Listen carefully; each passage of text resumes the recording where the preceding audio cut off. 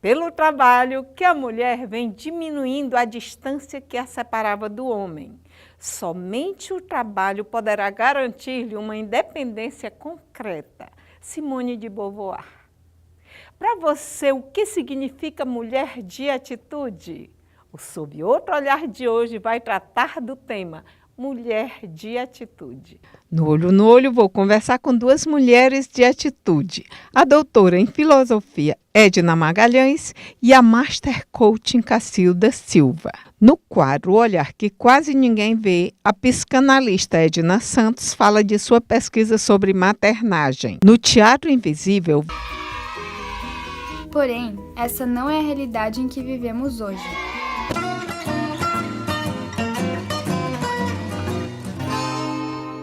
Estou com a doutora em filosofia Edna Magalhães, que também é professora da Universidade Federal do Piauí. Tudo bem, Edna? Tudo ótimo, não. É um prazer ter você aqui no Sob Outro Olhar. Pois não. Queria agradecer, primeiro, o convite, né, a presença, de poder mostrar meu trabalho. Isso, você lançou agora o seu livro Pragmatismo, uma filosofia da ação, sim, de Gil e Paulo Freire. Fale para a gente como foi que surgiu a ideia. Esse livro, na verdade, é o terceiro na minha carreira acadêmica. Eu também tenho uma incursão aí pelo mundo da literatura, mas eu não quis muito me aventurar, e aí estou mesmo na questão acadêmica. Do doutorado eu publiquei um livro e do pós-doutorado eu publiquei este outro livro. Este livro aqui, na verdade, ele é resultado, ele é produto da minha estada na Espanha, quando eu fui fazer o pós-doutorado. Então, eu me dediquei bastante porque eu queria apresentar um trabalho que pudesse ser dirigido ao estudante de graduação, ao estudante de pós-graduação, que ele pudesse ter acesso a uma linguagem mais acessível sobre a filosofia. E o que vem a ser pragmatismo? Então, o pragmatismo é uma corrente filosófica que nasceu nos Estados Unidos, tem data de nascimento, 1870, na Universidade de Cambridge, onde um grupo de intelectuais se reunia para discutir filosofia. Então, naquele período, esses intelectuais americanos, eles ficavam muito indecisos, perplexos diante da filosofia. De um lado, uma filosofia metafísica, transcendental, totalmente longe da realidade. E do outro lado, aqueles filósofos que diziam que a filosofia não é possível, que o conhecimento é inatingível, que a verdade não existe. Então, eles começaram a dizer, então nós vamos fazer um tipo de filosofia que seja prática, que seja uma filosofia da ação, que ela vai poder mostrar que o critério da verdade se legitima na experiência. Então, esse filósofo, que era Percy, William James e depois John Dewey, eles se agregaram no chamado Clube Metafísico. Ironicamente, eles denominaram de Clube Metafísico, mas não tinha nada de metafísica, né? E você pegou, o principal pensamento foi do Dewey. Qual é essa linha dele que te chama mais atenção dentro da nossa realidade? Tá certo. Não, primeiro é porque ele rompeu com muitos paradigmas da filosofia clássica. Eu achei isso muito importante. Então, o John Dewey, ele influenciou universidades, tribunais, ele influenciou o mundo todo com as suas ideias. Ele é talvez um dos autores mais divulgados no mundo na cena filosófica. E o que me impressionou dele foi a origem, né, de onde ele vai buscar os fundamentos para construir a sua filosofia. Primeiro ele vai mostrar que o conhecimento não é nada transcendental, mas o conhecimento ele provém de todo o processo evolutivo do humano. Dê exemplos de situações que, na prática, a filosofia ela tem que estar atuando. Tá bom. Então, assim, voltando ao Dewey, o que ele faz? Ele chega à conclusão de que, se ele ficar no exercício intelectual apenas, né, de escrever e mostrar o que é filosofia, talvez ele não consiga colocar a filosofia num banco de provas, num laboratório para ser provada. Como é que ele faz isso? Então, ele vai mostrar que a forma da filosofia se materializar é através dos processos educacionais. Então, na educação, eu posso, através da filosofia, trabalhar a democracia, trabalhar os valores morais, né? Trabalhar a questão desses princípios e do pensamento crítico. É ali que eu posso fazer com que a filosofia se materialize. Jana, a gente viu que a disciplina de filosofia, ela saiu do currículo de obrigatório para optativa. Qual é a tua análise, sabendo você, como doutor em filosofia, da importância dela na vida das pessoas? Eu estava fora quando eu recebi essa notícia e para mim foi uma decepção enorme, porque toda a minha trajetória de estudante, de professora, de intelectual, vem no sentido dessa luta pela implementação da disciplina de filosofia. Então, desde o tempo que eu estudava na universidade, nos anos 80, então nós lutamos, conseguimos, porque o regime militar retirou, né? Aí nós conseguimos que voltasse. Aqui no Piauí, por incrível que pareça, talvez eu seja uma das primeiras professoras de filosofia, porque nós fizemos uma campanha para que as escolas particulares implantassem a disciplina. Então o Colégio Teresina implantou e depois o Dom Barreto implantou a partir de 89. Trabalhei 12 anos lá com filosofia. E logo em seguida, né, vieram a discussão sobre filosofia para crianças e outras questões mais. E foi o período em que nós conseguimos a implantação no Piauí antes da implantação nacional, pela lei da deputada Trindade, que ela era estudante de filosofia, e a Trindade fez uma lei garantindo a obrigatoriedade do ensino de filosofia e sociologia no ensino médio. Então, logo depois, em 2006, se eu não me engano, foi 2006, nós conseguimos a obrigatoriedade na LDB, porque a LDB deixava uma série de indefinições sobre a obrigatoriedade ou não, e nós conseguimos alterar a LDB para garantir essa obrigatoriedade. Aí depois vem esse momento histórico que nós estamos vivendo, complexo, né? Muito traumático, e acontece isso. E assim, o que eu vejo é que nós estamos vivendo uma onda muito conservadora na sociedade.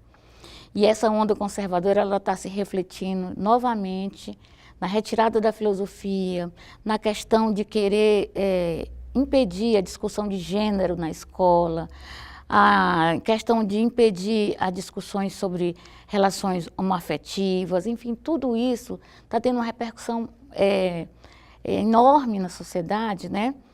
E a gente fica preocupado porque há uma onda muito conservadora que nós temos que resistir e rebater. Outro dia, uma colega dava aula na universidade sobre as teorias marxistas e foi uns estudantes da direita, conservadores, adentrar a sala de aula xingando a professora, dizendo que ela estava ideologizando os alunos, não sei o quê, doutrinando. Como se a ideologia fosse só de um lado. E a questão da liberdade de cátedra, né? Nós temos que ter liberdade como professores para tratar de todos os temas, né? E é ideológico você ensinar os alunos a pensar e a expressar com liberdade o seu pensamento. E a filosofia tem um papel muito importante porque quanto mais cedo você leva os jovens a filosofarem, mais você tem condição de ter um adulto, né, mais crítico, né, uma passagem aqui por essa vida de maneira mais adequada, né. Há muita atração. Seus alunos, você percebe, eles chegam para a filosofia assim, meio com descrédito. Quando eu trabalhei no ensino médio, então geralmente era o descrédito, mas depois eles se apaixonavam, né? Aí tiravam todo aquele preconceito. Hoje eu estou na universidade, faz um bocadinho de tempo, e na minha experiência na universidade, o que a gente percebe, né? Que há uma aceitação nas disciplinas de humanas, e eu já estou hoje orientando os professores que estão trabalhando com filosofia no ensino médio. Então, fazendo pesquisa, tentando compreender essas questões, né? E uma delas também tem muito a ver com a representação negativa que a sociedade fez da filosofia, né? E isso faz com que as outras disciplinas ela tenham seu espaço consolidado no currículo. E nós de filosofia, não, a gente precisa estar sempre lutando, reivindicando. Então a nossa atuação como professor é quase uma militância em defesa dessa área de conhecimento, né? Falando em gênero, Edna, a filosofia ela sempre foi vista sob a ótica masculina. E, inclusive, a Márcia Tiburi disse que foi a filosofia que fez com que ela percebesse, tivesse a certeza de que a lógica do mundo é masculina. Como é a tua percepção em relação ao gênero? Não, também. Antes, até um tempo atrás, a gente ficava numa espécie de não vou dizer nada, não vou falar nada. E nós, mulheres da filosofia, trabalhamos todos os filósofos homens, né, de maneira tranquila. Nos últimos anos, há um movimento muito fértil na filosofia, que é a relação entre filosofia e gênero. Isso faz com que nós, professoras e professores, como vamos trabalhar os autores clássicos, nós temos que fazer toda uma contextualização sobre a visão negativa de mulheres que eles reproduziram através da filosofia, né? E isso aí não é que eu vou dizer, ele estava... Não, ele não estava certo. Ele fez uma visão negativa, mas ele era um homem do seu tempo. Então, o nosso tempo não é mais esse, né? O próprio Peirce, Charles Peirce, que é um desses pragmatistas, ele dizia que a mulher, ela não tem capacidade de pensar, né? E, portanto, essa capacidade era mais do gênero masculino. E eu não vou concordar com isso, claro, né? Esse homem representa um tempo onde as mulheres não tinham vez na sociedade. Então, nós como filósofas, nós temos que estar sempre trazendo essa oportunidade da própria filosofia para fazer o debate de gênero. É muito importante. E hoje a gente vê uma presença de mulheres na filosofia, nós estamos mostrando que nós temos capacidade, que esse mundo da ciência e da filosofia não é um mundo do universo masculino. Historicamente se constituiu, né, pela... Simone de Beauvoir era filósofa e feminista, né? Então esse mundo é um mundo que nós podemos adentrar sem nenhum problema, né? Você é uma mulher de atitude. O que é para você uma mulher de atitude? Ah, tá certo. Uma mulher de atitude é aquela que tem autonomia, que se impõe, que é capaz de dizer o que pensa, né? Que é capaz de conduzir a sua vida com dignidade, mas também mostrando os seus valores, o que você pensa, e se impondo como mulher, sobretudo, né?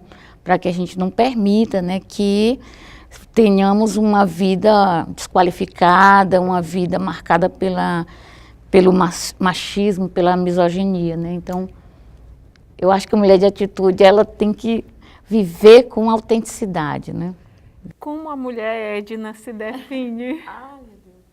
Eu sou uma pessoa muito tranquila, assim, nesse ponto, né? Eu me considero uma mulher politizada, uma mulher estudiosa, mas eu sou uma aprendiz, eu estou sempre aprendendo. Então, eu ainda me considero que eu tenho muito para aprender na vida, estou muito aberta ainda ao conhecimento. Então, cada momento da minha vida é um momento de aprendizagem, é um momento de ampliar meus conhecimentos, enfim.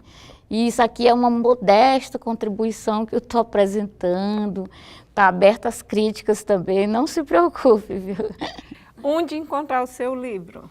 O meu livro você pode encontrar na livraria Monsenhor Chaves, na Universidade Federal do Piauí. Aguarde, daqui a pouco veja o Teatro Invisível.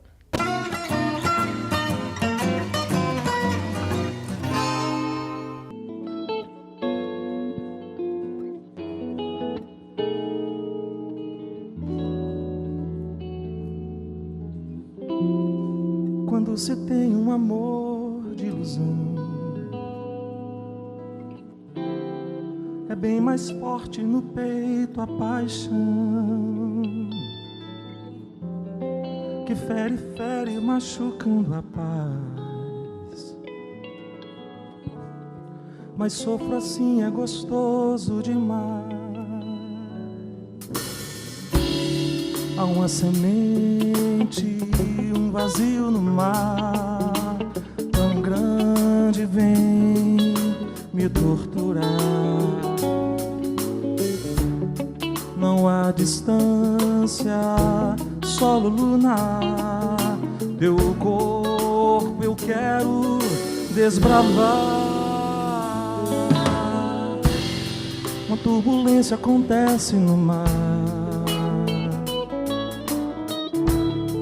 é o meu sangue querendo agitar.